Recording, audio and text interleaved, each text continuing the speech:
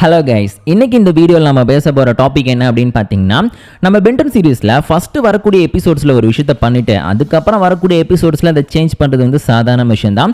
இந்த மாதிரி ஏகப்பட்ட விஷயங்களை பென்டன் சீரீஸில் நம்ம வந்து கம்ப்ளீட்டாக வந்து சேஞ்ச் பண்ணதை பார்த்துருப்போம். இதை ரெட்கான் பண்ணப்பட்ட விஷயங்கள் அப்படின்னு சொல்லுவாங்க. இதை பற்றி ஏற்கனவே நம்ம சேனலில் வந்து வீடியோ பண்ணியிருக்கேன். அதனால் வந்து 5 விஷயங்களை பற்றி மட்டும்தான் பேச முடிஞ்சு. அதனால் இந்த வீடியோவில் பென்டன் சீரீஸில் ஃபஸ்ட்டு ஒரு மாதிரி காமிச்சிட்டு அடுத்தடுத்த எபிசோட்ஸில் சேஞ்ச் பண்ணப்பட்ட 5 விஷயங்கள் என்ன, அதாவது ரெட்கான் பண்ணப்பட்ட 5 ஸ்டோரி லைன்ஸ் என்ன அப்படிங்கிறத ஒரு லிஸ்ட்டாக பார்க்க போகிறோம். ஸோ ஏற்கனவே இதை பற்றி நான் ஒரு வீடியோ பண்ணியிருக்கேன், அதுக்கான லிங்க் டிஸ்கிரிப்ஷனில் கொடுத்துருக்கேன். அதில் பேசாத விஷயங்களை இப்போ நம்ம பார்க்கலாம். ஸோ வீடியோக்குள்ளே போகிறதுக்கு முன்னாடி நம்ம சேனலை சப்ஸ்கிரைப் பண்ணாதங்க, மறக்காமல் சப்ஸ்கிரைப் பண்ணிக்கோங்க. அண்ட் வீடியோ ரொம்பவே இன்ட்ரெஸ்டிங்காக இருக்க போது, அதனால் ஸ்கிப் பண்ணாமல் ஃபுல்லாக பாருங்கள். வாங்க இப்போ வீடியோக்குள்ளே போகலாம். ஸோ ஃபஸ்ட்டு இந்த வீடியோவில் நம்ம 5th பிளேஸில் பார்க்க போகிற பென்டனோட கிளாசிக்கில் ஒரு மாதிரியும் அதுக்கப்புறம் வந்து எபிசோட்ஸில் வேறு மாதிரியும் மாற்றப்பட்ட விஷயம் என்ன அப்படின்னு பார்த்தீங்கன்னா, வல்கனஸ் அப்படிங்கிற பேரில் பென்டனோட கிளாசிக் சீரீஸில் ஒரு வில்லனை இன்ட்ரடியூஸ் பண்ணாங்க. ஸோ இந்த கேரக்டர் பார்த்துட்டிங்கன்னா ரொம்பவே ஸ்ட்ராங்கான பவர்ஃபுல்லான ஒரு ரேஸை சேர்ந்த கேரக்டர் அப்படின்னு சொல்லி காமிச்சிருப்பாங்க. ஃபஸ்ட்டு பார்த்தீங்கன்னா க்ரூச் மேட்ச்னு சொல்லிட்டு ஒரு எபிசோடு வந்துச்சு. அதிலே பார்த்தீங்கன்னா வல்கனஸோட இனத்தை சேர்ந்த ஒருத்தனை காமிச்சிருப்பாங்க. ஸோ அதுக்கப்புறம் பார்த்துட்டிங்கன்னா வல்கனஸ்ங்கிற பேரில் அவன் ரேஸை சேர்ந்த ஒரு வில்லனை காமிச்சிருப்பாங்க. ஸோ இந்த கேரக்டர் வந்து 666ன்னு சொல்லிட்டு ஒரு வில்லன் இருப்பான். அவங்களோட டீமை பண்ணி பூமிக்கு வந்திருப்பான். ஸோ அந்த டைமில் பார்த்துட்டிங்கன்னா அந்த கேலக்டிக் என்ஃபோர்ஸஸ் உள்ள என்ட்ரு ஆகி வல்கனஸையும் அந்த 666 போட்டு அடிக்கிற மாதிரிலாம் காமிச்சிருப்பாங்க. அதுக்கப்புறம் வல்கனஸ் பார்த்தீங்கன்னா ரெகுலராக வரக்கூடிய ஒரு வில்லனாக மாறிட்டான். ஸோ இதில் நம்ம பார்க்க வேண்டிய விஷயம் என்ன அப்படின்னு பார்த்தீங்கன்னா, வல்கனஸ் வந்து ஃபஸ்ட்டு பார்க்குறதுக்கு நல்லா பல்காக பார்க்குறதுக்கு வந்து ஸ்ட்ராங்கான ஒரு ஏலியன் ரேஸை சேர்ந்தவன் அப்படின்னு தான் ஃபஸ்ட்டு காமிச்சாங்க. ஆனால் ஏலியன் ஃபோர்ஸ் வந்துச்சு பார்த்தீங்களா, அந்த இடத்துல அதை கம்ப்ளீட்டாக ரெட்கான் பண்ணிட்டாங்க. ஸோ அங்கே என்ன சொல்ல ஆரம்பிச்சிட்டாங்கன்னா, வல்கனஸ் வந்து ரொம்ப குட்டியான ஒரு ஏலியன். அவர் பாடி மாதிரி இவ்வளோ நாளாக நம்ம பார்த்துட்டு இருந்தது வந்து ஜஸ்ட் ஒரு ஆர்மர் மட்டும்தான்.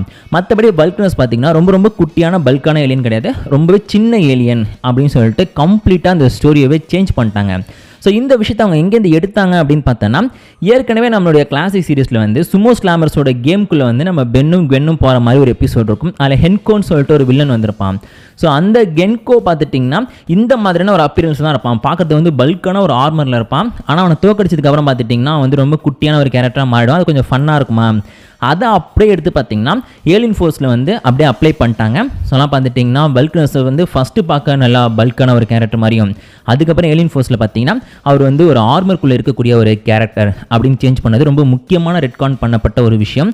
ஏன்னா இங்கே கிளாசிக்கில் பார்த்தீங்கன்னா ஒரு பாடியே வந்து அப்படி தான் இருக்கிற மாதிரி காமிச்சிருப்பாங்க. ஏன்னா பேர் பாடியோட அவர் நிறைய வாட்டி வந்திருப்பாரு. ஆனால் இங்கே பார்த்தீங்கன்னா ஒரு ஆர்மர்னு மாற்றினது மொக்கையான ஒரு ரெட்கான் அப்படின்னு தான் சொல்லணும். அதனால் நம்ம லிஸ்ட்டில் பார்த்தீங்கன்னா நம்ம வல்கனஸோட அந்த பாடியை சேஞ்ச் பண்ணது அப்படிங்கிறது 5th பிளேஸை பிடிச்சிருக்கு. ஸோ அடுத்து இந்த லிஸ்ட்டில் நம்ம 4th பிளேஸில் பார்க்க போகிற ரெட்கான் என்ன அப்படின்னு பார்த்தீங்கன்னா, பென்டனோட கிளாசிக் சீரீஸில் வந்து நம்ம பிளம்மஸை பற்றின ஸ்டோரியை நம்மளுடைய கிராண்ட்பா சொல்லும் போது என்ன சொல்லியிருப்பார் அப்படின்னா, சீக்ரெட்ஸ் அப்படின்ற எபிசோடில் சொல்லுவார்.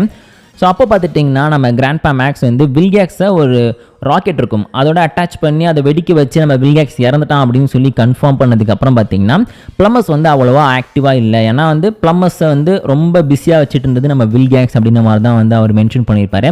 அதனால் பார்த்துட்டிங்கன்னா அதுக்கப்புறம் நம்ம பிளம்மஸ் வந்து ஆக்டிவாகவே இல்லை, சுத்தமாக எர்த்தில் வந்து அவங்களோட ஆக்டிவிட்டியெல்லாம் முடிச்சுக்கிட்டாங்க அப்படின்ற மாதிரி தான் வந்து மென்ஷன் பண்ணியிருப்பாரு. ஸோ அதுக்கப்புறம் தான் ஃபில் அப்படின்ற கேரக்டர் பார்த்தீங்கன்னா மறுபடியும் ஏலியன்ஸ்லாம் அவுத்து விட்டு அதெல்லாம் பிரச்சனை வந்து அதுக்கப்புறம் சின்ன சின்ன ஏலியன்ஸ் என்கவுண்டர்லாம் வந்து கடைசியில் பார்த்தீங்கன்னா பிளம்மஸ் வந்து அங்கங்கே ஆக்டிவாக இருக்காங்க அப்படின்ற மாதிரி வந்து சிம்பிளாக காமிக்க ஆரம்பிப்பாங்க. ஆனால் கம்ப்ளீட்டாக பார்த்தீங்கன்னா 70ஸ்க்கு அப்புறம் பிளம்மஸ் பார்த்துட்டிங்கன்னா பெருசாக எந்த விதமான ஒரு ஏலியன் என்கவுண்டர்லையோ பெருசாக எந்த விதமான ஒரு ப்ராப்ளத்துலையோ இன்வால்வ் ஆகலை. அது பெரிய ஈவெண்ட் எதுவுமே இந்த கேப்பில் நடக்கலை 70ஸ்க்கு அப்புறம் அப்படின்னு சொல்லி தான் நம்ம கிராண்ட்பா மேக்ஸ் வந்து கன்ஃபார்ம் பண்ணியிருப்பாரு. ஆனால் அதுக்கப்புறம் ஏலியன் ஃபோர்ஸில் பார்த்துட்டிங்கன்னா அதுக்காக வந்து ஒரு மேஜிஸ்ட்ரேட் வந்திருப்பார்ல. ஸோ அவர் என்ன சொல்வார் அப்படின்னா, ஆக்சுவலி வந்து நம்மளுடைய பிளம்மஸ் வந்து இன்னுமே ஆக்டிவாக தான் இருக்காங்க, அவங்க பூமியிலையுமே வந்து கண்காணிச்சுட்டு தான் இருக்காங்க. பூமியில் ஏதாச்சும் ஏலியன்ஸ் வராங்களா, ஏதாச்சும் அட்டாக் நடக்குதா, அந்த விஷயத்தை வந்து இன்னுமே வந்து பிளம்மஸ் வந்து கண்காணிச்சுட்டு தான் இருக்காங்க. பிளம்மஸ் வந்து எப்போவுமே ஆக்டிவாக தான் இருந்துகிட்டு இருக்காங்க அப்படின்னு சொல்லிட்டு ஏலியன் ஃபோர்ஸில் கம்ப்ளீட்டாக சேஞ்ச் பண்ணியிருப்பாங்க. நீங்களே நினச்சி பாருங்கள், பூமிக்கு எத்தனை தடவை எவ்வளோ பிரச்சனை வந்திருக்கும். சொல்லப்போனால் ஆம்னிட்டிக்ஸே வெடிக்கிற நிலைமைக்கு போயிருக்கும். அது மட்டும் இல்லாமல் வில்கேக்ஸ் பூமிக்கு வந்து எத்தனை தடவை வந்து அட்ராசிட்டி பண்ணியிருப்பான். ஸோ இப்போல்லாம் பிளம்மஸ் பூமிக்கு வராமல் நம்ம ஏலியன் ஃபோர்ஸில் திடீர்னு பார்த்தீங்கன்னா நாங்கள் வந்து இன்னுமே ஆக்டிவாக தான் இருக்கோம் அப்படின்னு சொல்லிட்டு கம்ப்ளீட்டாக வந்து ஸ்டோரியவே ரெட்கான் பண்ணிட்டு, அதாவது நம்மளோட பிளம்மஸ் வந்து திரும்பி வந்து ஏலியன் ஃபோர்ஸில் யூஸ் பண்ணிக்கலாம் அப்படின்ற ஐடியாவில் பார்த்தீங்கன்னா அவங்கள மறுபடியும் கொண்டு வர மாதிரி காமிச்சிருப்பாங்க. ஸோ இந்த இடத்துல பார்த்துட்டிங்கன்னா பிளம்மஸ் வந்து அதிகமாக பூமியில் வந்து ஒர்க் பண்ணாத மாதிரியும் பிளம்மஸ் வந்து அந்த ஆக்டிவிட்டியை குறைச்சிக்கிட்ட மாதிரி தான் சொல்லுவாங்க. ஆனால் அதுக்கப்புறம் பார்த்தீங்கன்னா அதை சேஞ்ச் பண்ணி இனிமேல் பிளம்மஸ் பார்த்துட்டிங்கன்னா பூமியை கண்காணிச்சுட்டு தான் இருக்கும் அப்படின்னு சொல்லி சேஞ்ச் பண்ணியிருப்பாங்க. இது பார்த்துட்டிங்கன்னா பென்டன் சீரீஸில் நடந்த ஒரு முக்கியமான ரெட்கான் அப்படின்னு சொல்லலாம். ஆனால் நம்ம லிஸ்ட்டில் பார்த்தீங்கன்னா இதுக்கு 4th பிளேஸை கொடுத்துருக்கோம். ஸோ அடுத்த இந்த லிஸ்ட்டில் நம்ம தேர்ட் பிளேஸில் பார்க்க போகிற நம்ம பென்டன் சீரிஸில் நடந்த இன்னொரு ரெட்கான் என்ன அப்படின்னு பார்த்தீங்கன்னா, நம்ம வென்னோட அந்த பவர் சோர்ஸை சேஞ்ச் பண்ணது. ஸோ கிளாசிக் சீரிஸை பொறுத்த வரைக்கும் பார்த்துட்டிங்கன்னா நம்மளுடைய சாம்ப் கேஸ்டர் இருக்காங்களே, ஸோ அவங்களோட ஸ்பெல் புக் இருக்கும். ஸோ அந்த ஸ்பெல் புக்கை படித்து அதில் இருக்கிற ஸ்பெல்லெல்லாம் அவங்க லேர்ன் பண்ணதுக்கு அப்புறமா பார்த்துட்டிங்கன்னா கொஞ்சம் வந்து மேஜிக் கற்றுக்கிட்டாங்க. ஸோ மேஜிக் வச்சு அவங்களாம் என்ன வேணாலும் பண்ண முடியும் அப்படின்னு சொல்லிட்டு காமிச்சிருப்பாங்க. அண்ட் ஃபியூச்சரில் வரக்கூடிய வென்னுமே நம்ம பார்த்துருப்போம் நம்ம கிளாசிக்கில். ஸோ அவங்களுக்கு பார்த்துட்டிங்கன்னா சாம்ஸ் ஆஃப் பெசல் இருக்குல்ல, ஸோ அதோட பவர் ப்ளஸ் அவங்களுக்கும் பார்த்துட்டிங்கன்னா சில மேஜிக் ஸ்பெல்ஸ்லாம் தெரியும். ஸோ அந்த ஸ்பெல்ஸ்லாம் யூஸ் பண்ணி தான் டைம் ட்ராவல் பண்ணுறது, பறக்கிறது, அப்புறம் வந்து எருப்பை உருவாக்குறது, ஸோ இந்த மாதிரி விஷயங்கள்லாம் அவங்களால பண்ண முடியும் அப்படின்னு சொல்லி காமிச்சிருப்பாங்க. ஸோ இது பார்த்துட்டிங்கன்னா ஒரு பர்ஃபெக்டான ஒரு ஸ்டோரியாக இருந்துச்சு. ஏன் அப்படின்னா மேஜிக்ன்றது வேறு, சயின்ஸுங்கிறது வேறு. ஸோ அது ரெண்டாக பார்த்தீங்கன்னா கிளாசிக்கில் வந்து கொஞ்சம் வந்து செப்பரேட்டாக தான் காமிச்சிருப்பாங்க. ஆனால் அதுக்கப்புறம் வந்து ஏலியன் ஃபோர்ஸ் வரும்போது என்ன பண்ணிட்டாங்க அப்படின்னா, நம்ம குவென் வந்து ஆனடாய்டு அப்படின்ற ஒரு ஸ்பெஷலான ரேஸை சேர்ந்த கேரக்டர். அதாவது நம்ம பென் எல்லாருமே பார்த்திங்கன்னா அந்த ரேஸ்லேருந்து தான் வந்திருக்காங்க. ஸோ எல்லாம் பார்த்துட்டிங்கன்னா அவங்களுக்கு வந்து மேஜிக் பவரை கண்ட்ரோல் பண்ணக்கூடிய ஒரு டேலண்ட் இருக்குது. ஸோ அது மட்டும் இல்லாமல் இந்த கேரக்டர்ஸோட பவருங்கிறது பார்த்திங்கன்னா கம்ப்ளீட்டாக மேஜிக் தான், இது வந்து சயின்ஸ் எதுவுமே இல்லை அப்படின்னு சொல்லிட்டாங்க. ஏன் வந்து சயின்ஸ் வேறு மேஜிக் வேறுன்னு பிரித்தாங்கன்னு நாங்கள் டீட்டெயிலாக சொல்கிறோம் அப்படின்னா, சாம்ஸ் ஆஃப் பெசல் இருக்குது பார்த்திங்களா, அதோட பவருங்கிறது வந்து நம்ம மேஜிக் தானே நினச்சிக்கிட்டு இருந்தோம். ஆனால் வந்து கிளாசிக்கை பொறுத்த வரைக்கும் அதோட ஸ்டோரி படி பார்த்திங்கன்னா சாம்ஸ் ஆஃப் பெசல்ங்கிறது பெசிலியன்ஸ் யூஸ் பண்ணக்கூடிய ரொம்ப அட்வான்ஸ்டான ஒரு டெக்னாலஜி. அது வந்து கம்ப்ளீட்டாக சயின்ஸு. ஆனால் அதை பார்த்திங்கன்னா மேஜிக் பவர் மாதிரி காமிச்சாங்கல்ல, அதனால் பார்த்திங்கன்னா ஏலியன் ஃபோர்ஸில் அதை மாற்றிடலாம், நம்ம மேனா மேஜிக்னு ஒரு மேஜிக் பவரை தனியாக கொடுத்துடலாம், சயின்ஸ் வந்து நம்ம தனியாக வச்சுக்கலாம் அப்படின்னு சொல்லிட்டு தான் அந்த ஸ்டோரியை வந்து சேஞ்ச் பண்ணியிருப்பாங்க. அதனால் பார்த்துட்டிங்கன்னா நம்மளோட குவென்னோட பவர் சோர்ஸே பார்த்திங்கன்னா கிளாசிக்கில் ஒரு மாதிரி இருக்கும், அப்புறம் வந்து ஏலியன் ஃபோர்ஸில் ஒரு மாதிரி இருக்கும். இதுவுமே பார்த்திங்கன்னா பென்டன் சீரிஸில் நடந்த ஒரு மிகப்பெரிய ரெட்கான் அப்படின்னு தான் சொல்லணும். அவங்களோட ஸ்டோரியே கம்ப்ளீட்டாக சேஞ்ச் ஆகிடுச்சு. அது நம்ம லிஸ்ட்டில் பார்த்தீங்கன்னா இந்த ஒரு ரெட்கானுக்கு வந்து தேர்ட் பிளேஸை கொடுத்துருக்கோம். ஸோ அடுத்து இந்த வீடியோவில் நம்ம செகண்ட் பிளேஸில் பார்க்க போகிற பென்டன் சீரிஸில் நடந்த இன்னொரு முக்கியமான ரெட்கான் என்ன அப்படின்னு பார்த்தீங்கன்னா, பென்டன் சீரிஸில் வந்து ஃப்ராங்கன் ஸ்ட்ரைக் அப்படின்ற பேரில் ஒரு ஏலியனை நம்ம பார்த்துருப்போம். அதாவது இந்த பென் விக்டர் அப்படின்ற பேரில் be afraid of the dark அப்படின்ற எபிசோடில் பார்த்துருப்போம்ல. ஸோ இந்த ஒரு ஏலியனை பார்த்துட்டிங்கன்னா ஒரு எலக்ட்ரிசிட்டியை ப்ரொடியூஸ் பண்ணக்கூடிய ஒரு ஏலியன் அப்படிங்கிற மாதிரி தானே ஆம்னிவர்ஸில் காமிச்சிருப்பாங்க.